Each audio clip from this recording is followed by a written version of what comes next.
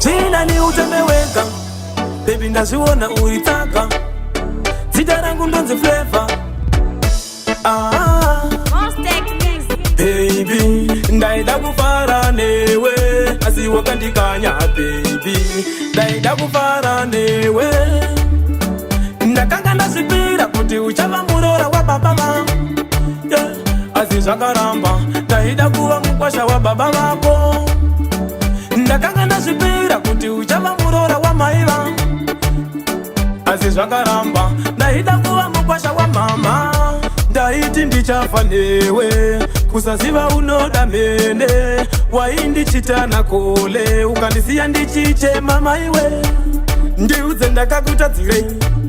aiwa ndakakutadzirei godo neutsinye wakazviitirei ai wakandidarirei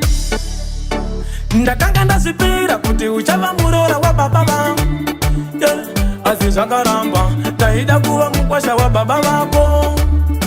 ndakanga ndasipira kuti uchava murora wa mai vangu asi zvakaramba ndaida kuva mukwasha wa mama ndakanga ndavaudza tete kuti ndenaye wangu bebe iwe uchindisimbisa ikete ndizvo zvawaireva here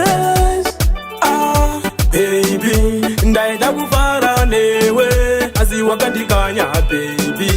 ndaida kufara newe ndakanga ndasipira kuti uchava murora wa baba vangu yeah. Asi zvakaramba ndaida kuva mukwasha wa baba vako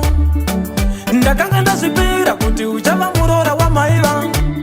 yeah. Asi zvakaramba ndaida kuva mukwasha wa mama ndaiti ndichafa newe kusaziva unoda mene waindichitana kole ukandisiya ndichichema maiwe ndiudze ndakakutadzirei aiwa ndakakutadzirei godo neutsinye wakazviitirei ai wakandidarirei ndakanga ndasipira kuti uchava murora wa baba vangu yeah. Asi zvakaramba ndaida kuva mukwasha wa baba vako ndakanga ndasipira kuti uchava murora wa mai vangu